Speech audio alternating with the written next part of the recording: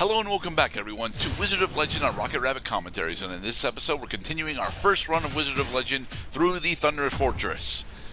Boom! Fireball to knock you off the platform. Haha. Rolling thunder across the sky.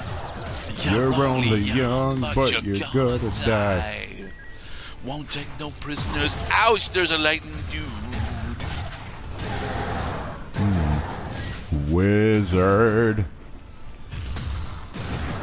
Alright, so, I was going to attempt to explain the sprites.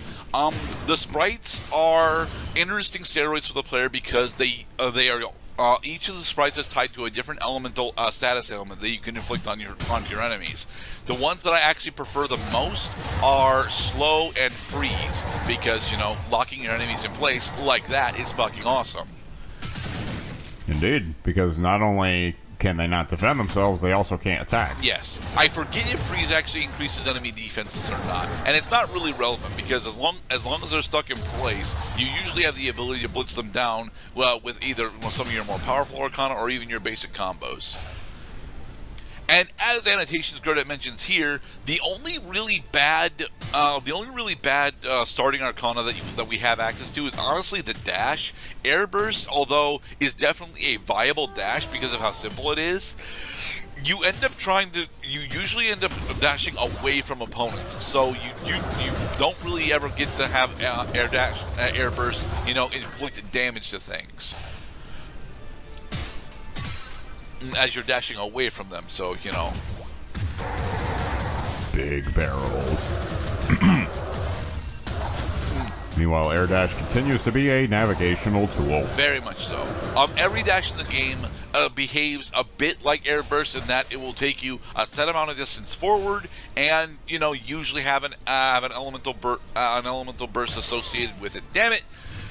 Diagonal dashes, however, will in fact shortchange you. You need to be wary of that. The game does use specifically 8-way movement, and I like that about it. It simplifies things a lot, but it sometimes feels like it wants to have full analog, and it doesn't do full analog all that well. Yeah, it's because a movement in any direction is a relatively short distance, but you can change direction after you achieve that incremental short distance in any direction. So that's that.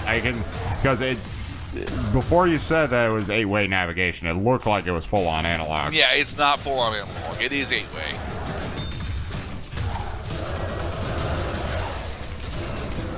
The reason why it feels like it's a full-on analog is because pretty much every arcana, especially the basic arcana, end up pushing you forward slightly, and that can actually throw your position quite a bit if you're not careful with it. Let's see. This is Creamier the Collector. He will buy your relics for gold. This is honestly a really good steroid that I never remember to use, because there are rare occasions where I'll collect a relic that I know I'm not going to use, like Lay's drum here. I'm never going to actually use this on purpose, so selling it would make some amount of sense to me. But unless I know that there's other relics that I actually want to go purchase in the shop, the collector really doesn't do anything for me. And it's kind of sad because that means his portrait is never actually going to show up in the end credits, hallway. Let's see. Do we go for the antiquated? Yeah, we go for the antiquated tabby. The antiquated tabby. Evade is honestly something that, although it is a very powerful keyword in this game, it's also something that it's very difficult to get a lot of unless you start your build geared towards it. So it's not really something that I would recommend you spec into, but if you start a run fully dedicated to going into evade, you can get some very powerful evasion tank builds. Not early on, but eventually. Well, that's a solid point you raise. Is that the saying goes, a jack of all trades is master of nothing. So Wizard of Legend wants you to create specialties for your run. Don't try to get a smattering of abilities in all different realms, because then you're not going to be good at anything. Right. Because what typically happens in RPG styles is you get more bang for your buck as you develop your efficacy in certain skills because of the perks you get as you improve your mastery. All right. Because these perks are not necessarily related. This, Mr. Cloud, is the worst of the elemental bosses in my personal opinion, the Thunder Twins. And it's all because of this particular attack right here. It took me ages before I was able to figure out that if you know that they're going to be going into that attack, you can just figure out you can just go to one side and then slowly creep over to another side. But look at how much shit they throw at you during these fucking waiting periods.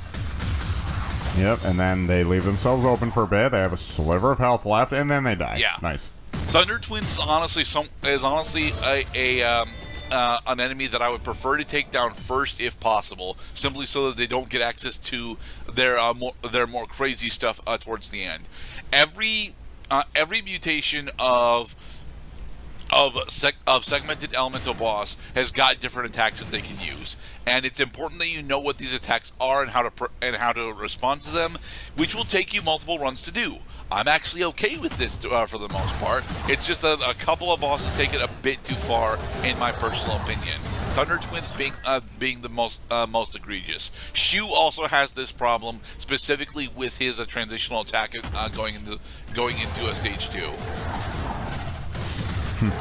Yeah, I remember doing Ishin Ashina in Sekiro, saying, "Oh man, old man's got a light up the floor attack." Here we go. I don't know where Nox. the flames are going to go. Nox the Unfortunate. He sells, well, sells isn't the correct word, but he is willing to give you cursed relics. And cursed relics, which we are not going to acquire at the moment, have some of the most devastating buffs and debuffs in the entire game. No kidding. No kidding at all. Like, one of the buffs that he was specifically selling there was double damage. Yes, you very specifically get 50% increased damage on all of your Arcana, but you take double damage for the remainder of the run, and or rather, as long as you hold that relic. And to be perfectly honest, a good portion of my first several successful runs were specifically dependent on getting double damage. And it's a great relic. If you have the mechanical skill to be, actually dodging the way out of enemy attacks and such. But early on, I'd recommend avoiding a lot of the cursed relics because they end up kicking your butt really quickly if you're not comfortable with them. They actually do require a lot of mechanical skill in order to get the most out of. However, one of the big things that the cursed relics have is that a good portion of the cursed relics are actually pieces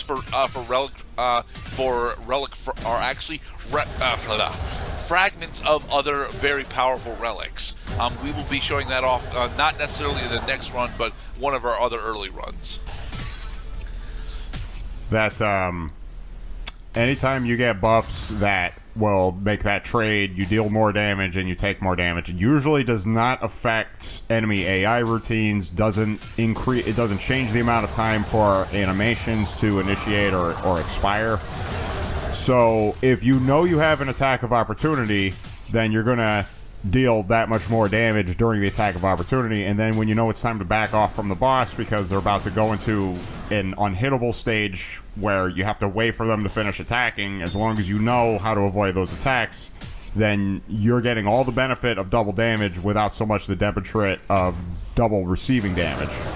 No, well, again, because it's not actually double damage. It specifically is 50% more damage, and you take double damage. Because, equivalent trades wouldn't actually be... equivalent trades is definitely something that the game, threatens that it's going to do, but it never actually does. Let's see, critical health in this game is about 30%. Yeah. All right, Burst Mage. Unlock Let's see how this Burst goes. Mage. What I'm doing, one of the things that I've never been comfortable with is the fact that a good portion of the basic Arcana actually have the ability to interact with smaller chaos projectiles. The reason why I have problems reconciling this is because there's specifically a couple of relics in the game that have the ability that give you the ability to do that, and I think it's technically a parry at that point, but unfortunately, damn. I was unable to successfully dodge from the burst mage. Oh well. But we have both got 164 chaos gems, so let's go increase our stockpile of stuff. Okay, so the game remembers how many chaos gems you have. Yes. But you have to. But any dungeon that you were just on, you have to start from the beginning. Yep. Interesting. Well, we bought all of the relics that we're going to need for the rest of the playthrough. Nice. One of the bigger relics that we actually just got was the Vampire's Eyeglasses, and as I was mentioning a bit earlier, the Vampire's Eyeglasses are part of a two relic combination that is, in fact, we're going to be leaning on a lot when it comes to actually clearing stuff out.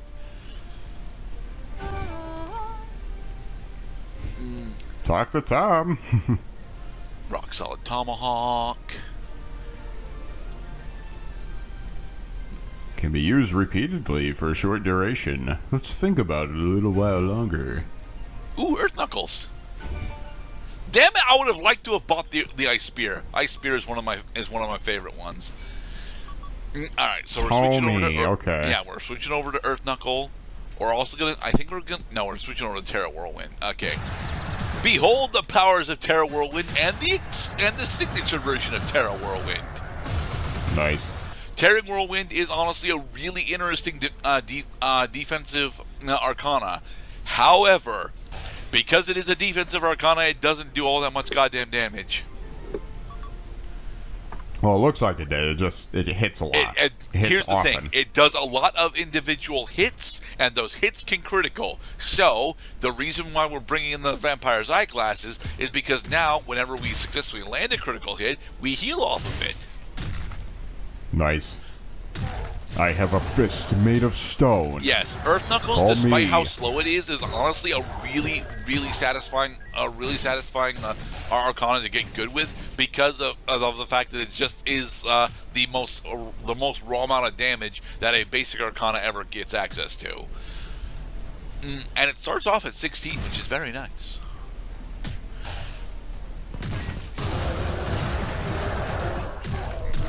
Through the trees. And early on, you can actually stun lock enemies with it. But then, of course, because one of the problems that you will run into consistently, however, is every single arcana has a small cast time to it. And when your arcana are heavier, like in the case with Earth Knuckles and Terra Whirlwind, you can get interrupted out of casting it, and then those go on cooldown. And then you're like, well, now I'm just stuck here, aren't I? Ugh. Oh, so if you don't finish the attack after you cast it, the game still considers it to have been casted. Yep. You know, just like Magic the Gathering with its counterspell system. Or fizzling, yeah. Ooh, the that you costs are paid, but you do not get refunds. Yeah. The Amulet of Sundering is a relic that I was leaning on for the longest time during my first several playthroughs because I was sure that having 8% additional damage was gonna just have to be worth it, right? Well, it turns out it isn't really. 8% additional damage for most Arcana is about 1, maybe 2 points, maybe. Like with other percentile multipliers, it honestly is really good to have. But you're not going to be clear. It's not on its own going to make the difference between a clear and a loss. You know. And one of the better things about Wizard of Legends specifically is that the differences between clearing a run and losing is almost always on the player's player's skill. It is in fact entirely possible to just go through the entirety of the Chaos Trials with just your basic loadout. It's doable. I don't recommend it. That does not sound like a fun way to play, but it is doable. Since almost all damage the player receives specifically is tied to enemy attacks that are telegraphed and you have responses to. Your dash Arcana may have a cooldown, but your dash itself only technically has a cooldown.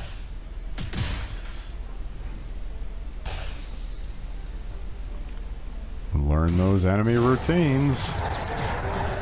Relentless Pursuers can only attack with melee attacks versus Mr. Floaty Disappeary goes around the arena in circles and sends havoc everywhere.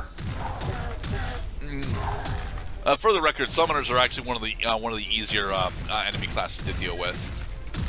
As annotations Gerda mentions here, yeah, Earth Knuckles is actually amazing, but it's really bad against a good portion of the bosses.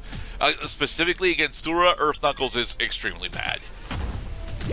Like, it feels great to actually have Earth Knuckles going for the first several stages, and then you start to realize that despite how much damage I'm doing, I'm eating so much more because of the cooldowns that I'm under. Right. It comes down to a matter of who gets the first strike. Plus, as you go later on into the Chaos Trials, your enemies have slightly faster recovery times. Stupid Pinata. We like the Pinata specifically because it will eventually allow us to get additional Arcana off of it and gold payouts like this one. This particular one is ass. This is Mag Sphere. I fucking hate this one. So what? It just draws all the coins around? No. What Mag Sphere actually does is significantly more confusing than that. What Mag Sphere does is it generates an electromagnetic field around your player character that draws in enemy projectiles, specifically around the sphere. What you're supposed to be able to do with this is explicitly redirect those enemy projectiles back towards the enemies. Unfortunately, the number of projectiles that it can actually do this with is pretty much just chaos magic. And, well, yeah, there aren't enough casters of raw chaos magic to really make it, effective. In the next up part, we'll continue on with our second run of Wizard of Legend. Be safe, everybody. If at first you don't succeed, stab them even more in the face.